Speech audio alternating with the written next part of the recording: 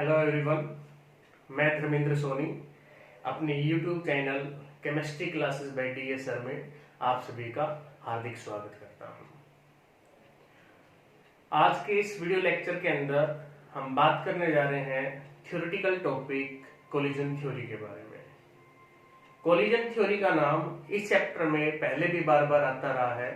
Factor affecting की बात की हो वहां पर भी आया, आरएनएस थ्योरी में भी कहीं ना कहीं कोलिजन थ्योरी यूज होती है। तो आज उस कोलिजन थ्योरी को हम डिटेल से पढ़ने जा रहे हैं। तो कोलिजन थ्योरी क्या कहती है, किन किन बातों को अज्यूम करके चलती है, किस तरीके से एक्सप्लेन करती है, वो सारी बातें करेंगे। कोलिजन थ्योरी को दूसरे नाम से भी जाना जाता है और दूसरा नाम है Arrhenius theory of reaction rate, कि इसको Arrhenius theory of reaction rate के नाम से भी हम जान सकते हैं। क्या पॉइंट है, कोई भी थ्योरी होती है तो उसकी अजम्पशंस होती हैं, कुछ पोस्टुलेट्स होते हैं थ्योरीज के अंदर। तो वो थ्योरी के क्या क्या पॉइंट होंगे कोलिजन थ्योरी को हम मान के चल रहे हैं। पहला पॉइंट क्या कहता है कोलिजन थ्योरी का, कि reactant molecule collide to each other simultaneously and to bring a chemical change या टू फॉर्म ए प्रोडक्ट। ये थ्योरी कह रही है कि रिएक्टेंट मॉलिक्यूल आपस में कोलाइड कर प्रोडक्ट बनाते हैं। यही लाइन यहाँ पर लिखी गई है कि chemical reaction take place due to collision between the reactant molecule. कि केमिकल रिएक्शन तब होगी, मतलब प्रोडक्ट तब बनेगा जब उनके बीच में कोलिजन होगा।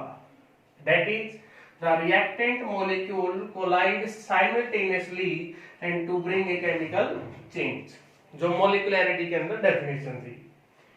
अब कहते हैं जो कोलिजन हो रहे हैं रिएक्टेंट मॉलिक्यूल के बीच में, एक सेकेंड में एक यूनिट वॉल्यूम में कितने कोलिजन होंगे, वो उसकी कोलिजन फ्रीक्वेंसी कहलाएगी, जिसको Z से लिखते हैं कि number of collision take place per second in per unit volume is called collision frequency. It is represented by Z and generally its value is very high. Collision frequency high होने का मतलब है कि reactant molecule तेजी से टकरा रहे हैं। कहीं ना कहीं ये theory kinetic theory of gases जो 11th क्लास में आता था उसके साथ लिंक है। वो थ्योरी कहती थी कि गैसियस मॉलिक्यूल किसमें रहते हैं, हमेशा मोशंस के अंदर रहते हैं। तो ये बात होगी कोलिजन फ्रीक्वेंसी के बारे में। तो नेक्स्ट पॉइंट की बात कर रहे हैं। नेक्स्ट पॉइंट क्या कहता है कि every collision does not bring a chemical change, कि प्रत्येक कोलिजन है उससे प्रोडक्ट नहीं बनता है। बड़ी इंपॉर्टेंट बात है कि कोलिजन हो रहे हैं, रिएक्टेंट मॉलिक्यूल सब टकरा रहे हैं आपस में, सब बच्चे पढ़ रहे हैं, लेकिन कौन इफेक्टिवली पढ़ रहा है, किससे आउटपुट आ रही है, वो चीज यहाँ पर है कि कोलिजन हो रहा है लेकिन हर कोलिजन से प्रोडक्ट नहीं बन रहा, बच्चे पढ़ रहे हैं लेकिन आउटपुट नहीं आ रहा है। तो अफेक्टिव कोलिजन, अफेक्टिव स्टडी, किस तरीके से अच्छे से पढ़ा जाए कि जिसकी आउटपुट आए। तो जिस कोलिजन से प्रोडक्ट बनेगा वो अफेक्टिव कोलिजन होगा और जिससे प्रोडक्ट नहीं बनेगा वो इनफेक्टिव कोलिजन होगा। तो प्यारे बच्चों, आप लोगों ने भी अफेक्टिवली जो काम कर रहे हो उसको अफेक्टिवली करना है कि उससे lead to formation of product बने। हम वीडियो लेक्चर देख रहे हैं तो इससे हमने क्या सीखा है, हम पढ़ रहे हैं उससे हमने क्या सीखा है, तो lead to formation of product. तो दो तरह के कोलिजन यहाँ बताए गए, इफेक्टिव कोलिजन और एक कौन सा बताया गया है, ineffective collision. Effective collision the collision which lead to formation of product, कि जिसमें प्रोडक्ट बनता हो, जिसमें केमिकल चेंज होता हो, वो अफेक्टिव कोलिजन होगा। जिसमें कोई भी प्रोडक्ट ना बने या केमिकल चेंज ना हो वो इनफेक्टिव कोलिजन होगा। तो ये कैसे डिफरेंशिएट होता है कि सर कैसे हम अफेक्टिवली करें, हमारी पढ़ाई को भी हम कैसे इफेक्टिवली करें, वो दोनों चीजें यहाँ से एक्सप्लेन हो जाएंगी, आपके पढ़ाई की भी और कोलिजन थ्योरी की भी। तो उसके लिए पहला फैक्टर तो है एनर्जी बैरियर अफेक्टिव कोलिजन के लिए, और दूसरा फैक्टर है ओरिएंटेशन बैरियर। ये दोनों ही फैक्टर आप अपने से रिलेट करके देख सकते हो। एनर्जी बैरियर की बात कर रहे हैं और ओरिएंटेशन बैरियर की बात कर रहे हैं कि for affective collision two barrier are to be clear, कि दो हडल्स लगा रखे हैं रास्ते में, उनको क्लियर करना है अफेक्टिव कोलिजन्स के लिए। वो कौन कौन सी हैं, एनर्जी और ओरिएंटेशन की है, उनकी बात कर लेते हैं। फर्स्ट बैरियर है एनर्जी बैरियर, कि अफेक्टिव कोलिजन के लिए जो रिएक्टेंट मॉलिक्यूल जिसको क्रॉस करेंगे वो है एनर्जी बैरियर।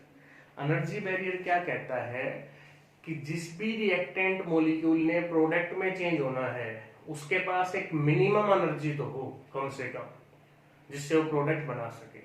और वो मिनिमम एनर्जी कौन सी कहलाती है? थ्रेशोल्ड एनर्जी कहलाती है।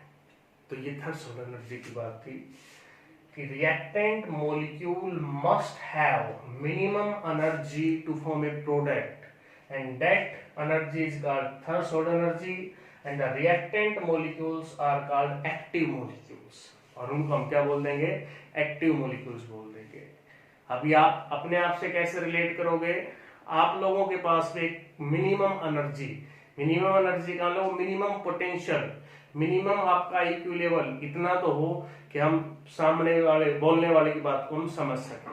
अगर उसको समझ सकते हो तो आप में थ्रेशोल्ड एनर्जी है, आप ये टॉपिक आराम से समझ जाओगे, आप पूरी केमिकल काइनेटिक्स को, पूरी केमिस्ट्री को आसानी से कर सकते हो। तो थ्रेशोल्ड एनर्जी जरूरी है प्रोडक्ट में चेंज होने के लिए। तो थ्रेशोल्ड एनर्जी की बात होगी। और उन मॉलिक्यूल्स को हमने बोल दिया एक्टिव मॉलिक्यूल्स, वो एक्टिव मॉलिक्यूल कहलाएंगे।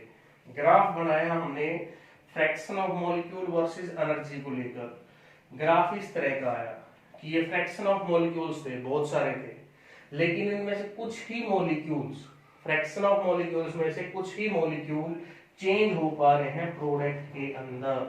और ये जो रेड कलर का एरिया दिखाया गया है, डार्क एरिया दिखाया गया है, और ये पॉइंट E दिखाया गया है, तो E वो एनर्जी है, थ्रेशोल्ड एनर्जी, जो रिएक्टेंट मॉलिक्यूल के पास थी और वो किसमें चेंज हो गए? प्रोडक्ट के अंदर चेंज हो गए हैं। तो बात करते हैं एक्टिवेशन एनर्जी की, कि जिन रिएक्टेंट मॉलिक्यूल के पास थ्रेशोल्ड एनर्जी नहीं थी तो उनको कैसे प्रोडक्ट में चेंज किया जाए, वो कैसे प्रोडक्ट में चेंज हो सकते हैं। अगर उन रिएक्टेंट मॉलिक्यूल को एक्स्ट्रा एनर्जी मिल जाए कहीं से, और वो एक्स्ट्रा एनर्जी मिलने के बाद अगर वो थ्रेशोल्ड एनर्जी के बराबर पहुंच जाए तो उसको हम बोलेंगे activation energy.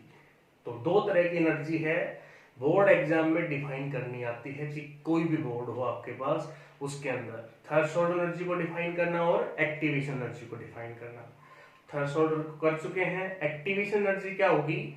The extra amount of energy which supplied to reactant molecule to convert into या to acquire threshold energy, to acquired बोल सकते हैं या to convert into product, बात एक ही है, क्योंकि threshold energy आ गई तो प्रोडक्ट में चेंज हो जाएगा।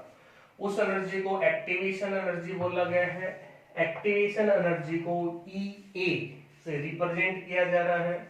आमतौर पर इसको एक्सप्रेस करते हैं, रिप्रेजेंट करते हैं किलो जूल पर मोल के अंदर और किलो कैलोरी पर मोल के अंदर। ग्राफ है इसका, इस ग्राफ से हम इसको समझ सकते हैं। उससे पहले आपको ये चीज नोट करनी पड़ेगी, एक्टिवेशन एनर्जी इधर लेफ्ट में आएगा, activation energy EA is equal to threshold energy minus में actual energy of reactant molecule.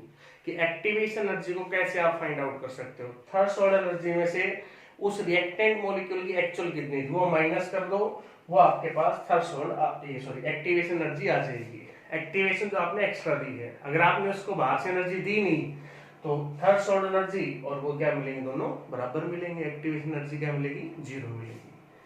अब यहाँ इस ग्राफ से इसको समझ लेते हैं। यहाँ मैंने ग्राफ बना दिया, y एक्सिस पे मैं एनर्जी ले रहा हूँ, x एक्सिस के ऊपर रिएक्शन कोऑर्डिनेट लेके चल रहा हूँ। Reactant change into product, endothermic और एक्सोथर्मिक, दो तरह का ग्राफ आता है बेटा इसमें। ये एनर्जी देखनी है, रिएक्टेंट की एनर्जी ज्यादा है, प्रोडक्ट की एनर्जी कम है, एनर्जी रिलीज हो रही है, तो ये जो ग्राफ है ये कैसा है? एक्सोथर्मिक। एक्सोथर्मिक में प्रोडक्ट की एनर्जी कम मिलेगी एज कंपेयर टू रिएक्टेंट। ये एक्सोथर्मिक ग्राफ है। कैसा है? एक्सोथर्मिक। मैं कहूँ एंडोथर्मिक बनाना है तो एंडोथर्मिक में जस्ट क्या करना है आपको कि प्रोडक्ट की एनर्जी ज्यादा दिखानी है। ये रिएक्टेंट है, यहाँ प्रोडक्ट आ जाएगा। फर्क इतना है कि प्रोडक्ट की एनर्जी उसमें ज्यादा रहेगी, उसमें हीट एब्जॉर्ब हो गई है वहां पर। तो इससे समझ लेते हैं ये रिएक्टेंट चेंज हो रहा है प्रोडक्ट में, तो रिएक्टेंट को प्रोडक्ट में चेंज होने की यहाँ जो एनर्जी है, यहाँ एनर्जी उसके पास है थ्रेशोल्ड एनर्जी। अगर यहाँ पहुंच गया तो ये तो है थ्रेशोल्ड एनर्जी। यहां तक पहुंचने के लिए जो एक्स्ट्रा एनर्जी आपने सप्लाई की है वो है एक्टिवेशन एनर्जी। ये है फॉरवर्ड डायरेक्शन की, इसको E A1 से लिखा गया है, या हम इसको लिख सकते हैं EF से लिख सकते हैं। अगर बैकवर्ड डायरेक्शन की बात करूं, ये रिएक्शन बैकवर्ड डायरेक्शन में हो तो बैकवर्ड डायरेक्शन में होगी तो ये रिएक्टेंट बन जाएगा और ये वाला प्रोडक्ट। तो अब रिएक्टेंट को यहाँ पहुंचना है, तो ये जो सारी है आपके पास ये एक्टिवेशन एनर्जी होगी EA2, या इसको EB, बैकवर्ड डायरेक्शन की मैं एक्टिवेशन एनर्जी बोल सकता हूँ। ये अपने पास आ गई, तो ये कंप्लीट EB होगी बैकवर्ड डायरेक्शन की, ये फॉरवर्ड डायरेक्शन की होगी। इन दोनों का डिफरेंस वो है डेल्टा H। ये जो डिफरेंस दिखा रखा है रेड कलर से, ये डेल्टा H है। डेल्टा H यहाँ पर कहलाएगा आपके पास enthalpy change of the reaction.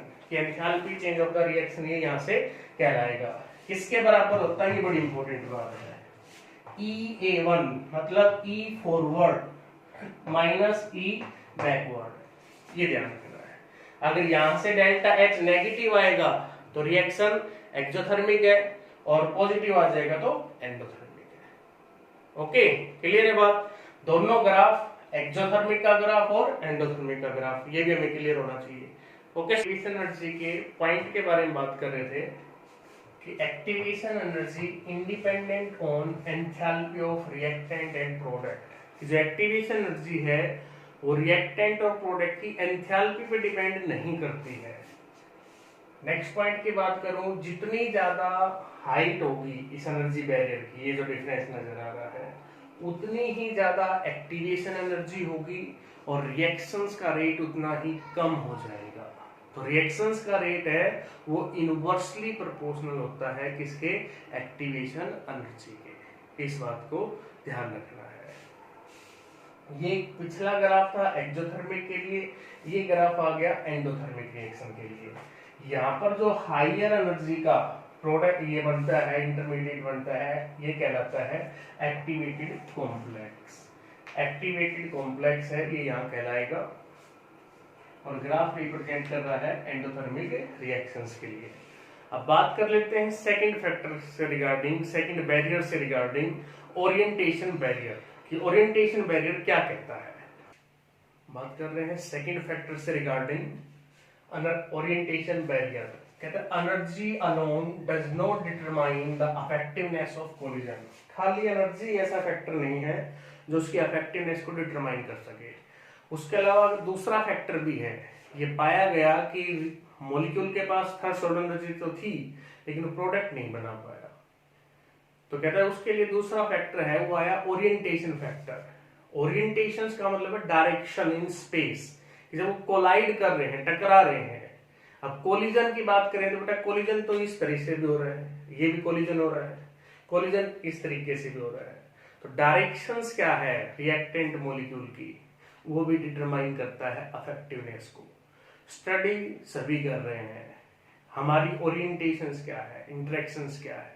जब क्लास में टीचर पढ़ा रहे हैं, आप ब्लैक बोर्ड पर टीचर की तरफ ओरिएंटेड हो या नहीं हो, वो आपकी इफेक्टिवनेस को बताता है। अगर आपका ध्यान इधर उधर है और कहीं है, आप प्रॉपरली ओरिएंटेड नहीं हो फिजिकली और मेंटली दोनों रूप से, तो वहां पर इफेक्टिवनेस नहीं आ सकती है। तो इफेक्टिव कोलिजन का मतलब यही है कि रिएक्टेंट मॉलिक्यूल जब कोलाइड करें तो वो एक प्रॉपरली डायरेक्शंस में होंगे तो ही वो प्रोडक्ट को बना पाएंगे, अदरवाइज नहीं बना पाएंगे। For example formation of N2O4, NO2 NO2, इसमें कहता है कि नाइट्रोजन नाइट्रोजन एटम ही जब आपस में टकराएगा, कोलाइड करेगा, उसी को प्रॉपर ओरिएंटेशन बोला गया है। तो उस केस में तो प्रोडक्ट बनता है। अगर ये नाइट्रोजन नाइट्रोजन ना टकरा कर ऑक्सीजन के साथ टकरा जाए और कहीं टकरा जाए तो प्रोडक्ट नहीं बनेगा। तो ये प्रॉपर ओरिएंटेशन की बात थी। इसी में अगर इसको मैं ऐसे दिखाऊं,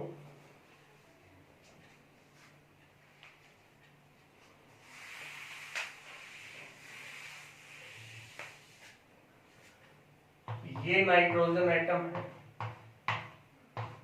एक रिएक्टेंट मॉलिक्यूल का, ये उसका ऑक्सीजन एटम हो गया,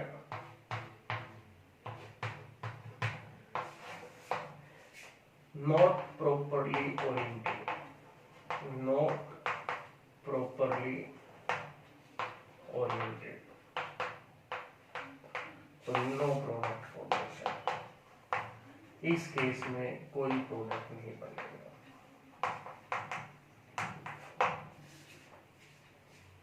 तो ये बात थी ओरिएंटेशन फैक्टर से regarding.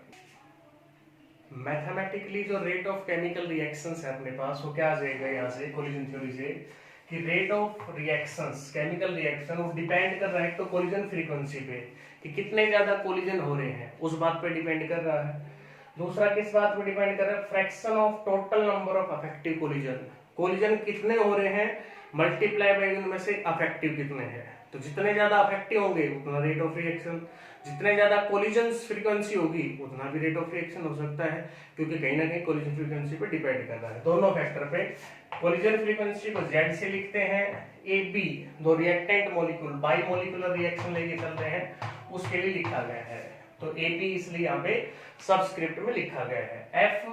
F fraction of total number of effective collision. तो Boltzmann factor kinetic theory of gases से आता है कि F की वैल्यू ये होती थी कि fraction of molecule possess this energy, ये बात हमने यहाँ पर मेंशन कर दी, इसको हमने यहाँ पुट कर दिया। यहाँ वो जो मिनिमम एनर्जी है वो एक्टिवेशन एनर्जी आ गई, ई ऐसे लिख दिया। तो rate is equal to ZAB exponential power E/RT। उसके बाद अब कहते हैं जो रेट है अपना रिएक्शंस का वो रिलेटेड है रेट कांस्टेंट के साथ, तो रेट रिलेटेड है रेट कांस्टेंट के साथ, के आ गया उसकी जगह, के की जगह लिख दिया ये। अब आफ्टर मॉडिफिकेशंस कुछ केसेस में जो केस थे वो वैल्यूज भी वेरी कर रही थी, तो उसके बाद इसमें पी फैक्टर इंट्रोड्यूस किया गया और वो पी फैक्टर कहलाता है स्टीरिक फैक्टर। तो यहाँ से स्टीरिक फैक्टर को और इसमें हम मेंशन कर देंगे, इसमें मेंशन करेंगे। तो यहाँ से आ गया K equal to PZAB exponential की पावर EA/RT, ये आ जाएगा। तो it's all about collision theory, ये इसकी मैथमेटिकल फॉर्म आ गई है। P को स्टीरिक फैक्टर बोला गया है मॉडिफिकेशन के बाद, ये इसका मैथमेटिकल आ गया कोलिजन थ्योरी से रिगार्डिंग का। तो इस लेक्चर में हमने कोलिजन थ्योरी से रिगार्डिंग की बातें की हैं। नेक्स्ट टॉपिक के अंदर, नेक्स्ट वीडियो लेक्चर के अंदर और एक इम्पोर्टेंट टॉपिक पढ़ने जाएंगे। तब तक के लिए बने रहें, स्टे ट्यून्ड, बाय बाय।